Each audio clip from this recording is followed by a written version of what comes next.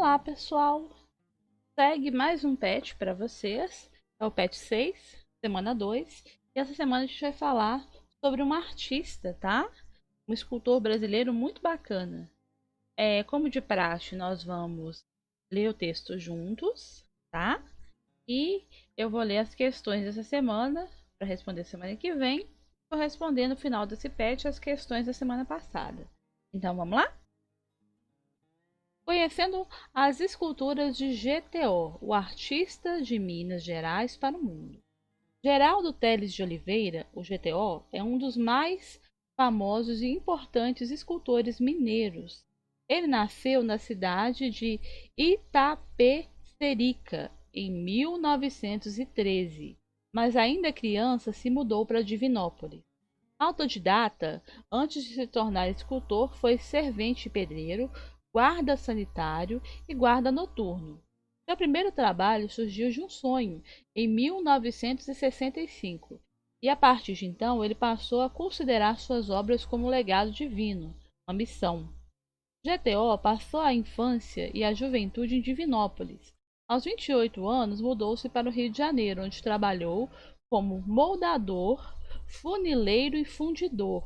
Em 1951, retorna a Divinópolis, onde conseguiu um emprego como guarda noturno do Hospital São João de Deus. A pedido do padre da cidade, esculpiu uma imagem para a igreja de Bom Jesus, descoberto pelo arquiteto mineiro Aristide Salgado. Suas peças foram logo sendo comercializadas por galerias de arte de todo o Brasil. O artista morreu em 1990, deixando uma vasta produção artística. Essa daqui é a foto dele, tá, gente? GTO criou um estilo próprio e muito peculiar para suas obras. Ao esculpir, soltava a imaginação e talhava a própria história e a da comunidade onde vivia. Suas peças retratam figuras humanas de forma esquemática e repetida, aliadas aos símbolos geométricos de círculo e do retângulo. A pluralidade de suas figuras termina por construir imagens de grande equilíbrio e unidade formal. Sua obra é composta por esculturas de madeira, consistindo normalmente em conjuntos de figuras humanas sobrepostas em formas geométricas. Conforme Harry Laws diz, GTO, que esculpe o que sonhou, é possível que daí venha o caráter fantástico de seus trabalhos, mas seus sonhos não apagam os traços populares dos personagens e suas roupas, mantendo inclusive reminiscências dos ex-votos.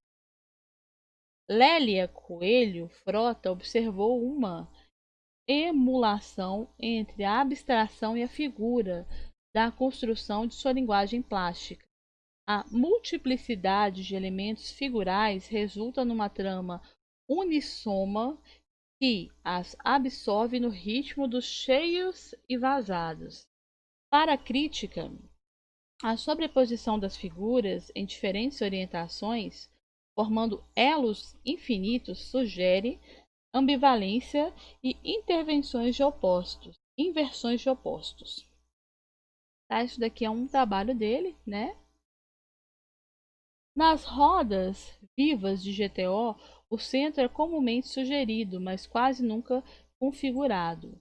Como nas mandalas orientais, a multiplicidade de figuras resulta numa trama que as dissolve num ritmo dos cheios e vazados. Nos blocos formados pelas figuras, a rede humana toca-se pelas extremidades, mãos, pés, cabeças, formando elos infinitos.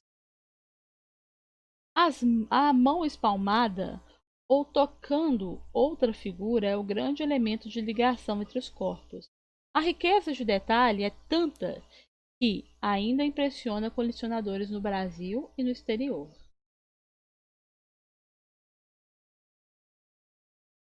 GTO participou de várias exposições no Brasil e no exterior, dentre elas Ex-BISP, São Paulo, 1969, Salão de Arte Contemporânea de BH, 1969, Biennale Formes Humaines, Musée Rodin, Paris, França, 1974. Sala Especial na 13ª BISP, 1975. Primeiro Salão de Artes Plásticas do SEC, Palácio das Artes, BH, 1978. Bienal de Veneza, Itália, 1980. Participou, entre outras, das seguintes exposições coletivas: Copacabana Palace, juntamente com Rodeu Négio Gonçalves Neto e Júlio José dos Santos, Rio de Janeiro, 1968. Exposição de arte Ingênua, PH, 1968. Primeira Semana da Arte, Divinópolis, 1969. O Processo Evolutivo da Arte em Minas Gerais, Palácio das Artes, 1970. Brasil Export 73, Bruxelas, Bélgica, 1973. Galeria Montparnasse, Paris, 1974. Segundo Festival Mundial e Africano de Arte e Cultura Negra, Lagos, Nigéria, 1977. Mitos e Magias, Bienal Latino-Americana, São Paulo, 1978. Galeria Bonito, Rio de Janeiro, 1980. Arte Brut, Cinema Metrópole, BH, 1985. Arte em Madeira, Museu do Folclore, Rio de Janeiro, 1986. E primeira e segunda Madeira à Moda Mineira, Galeria Trem de Minas, Rio de Janeiro, 1987 e 1988. Coletiva promovida pela Vale do Rio Doce, Rio de Janeiro, 1990. Centro Cultural da UFMG, 10 anos. Centro Cultural UFMG BH, 1999. Sua primeira mostra individual foi na Galeria Guinhar, Belo Horizonte, em 1967. Fez várias mostras em Divinópolis, Belo Horizonte, Rio de Janeiro, São Paulo e cidades do exterior. Foi realizada exposições póstumas durante a 31ª Semana do Folclore, 5 anos sem novos sonhos de GTO. Galeria Paulo Campos Guimarães, BH, 1995. GTO tem obras na Igreja do Senhor Bom Jesus, Divinópolis, Prefeitura de São João del Rei, Minas Gerais, Museu Mineiro, Fundação Clóvis Salgado e MAP, BH, Casa de Cultura do Rio de Janeiro e outros lugares no Brasil e no exterior. Sobre a artista e sua obra, foram realizados 2 filmes de curta-metragem: O Escultor dos Sonhos, de Camilo de Souza Filho, e A Árvore dos Sonhos, de Carlos Augustino Calil.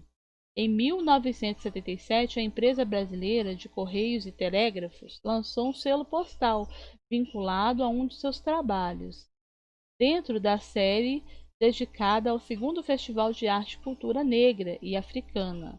A obra de GTO está sendo perpetuada ao longo dos anos pelo seu filho Mário Teles e seu neto Alex Teles, na cidade de Divinópolis, Minas Gerais.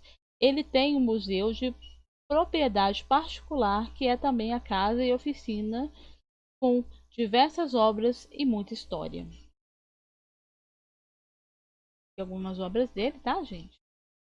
O trabalho dele é realmente muito bonito. E agora vem as questões, tá bom? Atividades. Geraldo Teles de Oliveira, o GTO, é um dos mais famosos e importantes artistas mineiros. Assinale a alternativa que indica qual gênero de sua obra. Gente, gênero é o que ele faz, tá? Qual que é o tipo de arte que ele faz. Ele trabalha com pintura? A. B. Ele trabalha com escultura? C. Com dança? Ou D. Com arte digital? Tá no texto, né? 2. Considerando a leitura do texto e os conhecimentos dessa semana, marque a alternativa que esteja correta, ou seja, a certa, nas opções abaixo. Em 2017, a empresa brasileira de Correios e Telégrafos lançou o selo postal vinculado a um de seus trabalhos, dentro da série dedicada aos segundo Festival de Arte e Cultura Negra e Africana. GTO não conseguiu criar um estilo próprio para suas obras. Ao esculpir, soltava a imaginação, talhava a própria história da comunidade onde vivia. GTO nasceu na Europa em uma família tradicional de arte e veio para o Brasil após os 55 anos, morar na cidade de Salvador, na Bahia. Nas rodas vivas de GTO, o centro é comumente sugerido, mas quase nunca configurado, como nas mandalas orientais. A multiplicidade de figuras resulta numa trama que dissolve no ritmo dos cheios e vazados. Nos blocos formados pelas figuras, a rede humana toca-se pelas extremidades, mãos, pés, cabeças, formas, elos infinitos. 3. Observe as imagens de escultura do GTO disponibilizadas no conteúdo dessa semana. Agora leia atentamente ao texto. Agora faça um breve comentário sobre o estilo artístico de GTO. Cite as principais características das obras e sua opinião sobre o processo criativo do artista. 4. Vamos produzir um desenho com as características das obras de GTO? Use a imaginação para produzir o desenho. Lembre-se de que GTO utilizava algumas figuras geométricas na composição de suas obras. Mãos à obra. Ok? Tem um espaço aqui para desenhar, né? E na sequência eu trago as respostas do PET 6, semana 1. Então vamos lá, gente, com as respostas. Com base na leitura do texto, identifique qual das alternativas abaixo descreve de forma correta as características de um artesão. A resposta certa é a D, tá? O artesão é o profissional que domina todos os recursos existentes para a produção manual de objetos que lhe proporcionam a sobrevivência econômica. Normalmente, ele não detém uma educação técnica, mas tem o dom de, com a ajuda de instrumentos e matéria-prima apropriados, criar o que se conhece como artesanato. 2. A resposta é pessoal, tá? 3. Com base no conhecimentos dessa semana e na leitura em seus conhecimentos, marque F para falso e V para verdadeiro. A primeira é verdadeira. O indivíduo trabalha como artesão sempre conta com recursos não automatizados, ou seja, de caráter artesanal, produzindo assim um produto singular e autêntico, normalmente de natureza rural. A 2 também é verdadeira. O artesão semi-industrial mescla técnicas manuais e industriais, partindo sempre de modelos prontos e outros mecanismos semi-automatizados, sendo, portanto, capaz de produzir inúmeros objetos iguais, como tigelas, jarros, potes de cerâmica, entre outros. Ah, essa daqui é falsa, tá? Artesanato esta arte engloba toda a tessitura manual, elaborada quase sempre por mais de uma pessoa, portanto é uma arte sempre considerada um trabalho coletivo. Tá falso porque geralmente o trabalho do artesão é um trabalho pessoal e não coletivo. Os núcleos de artesãos compostos por poucos membros, essa daqui tá verdadeira, tá?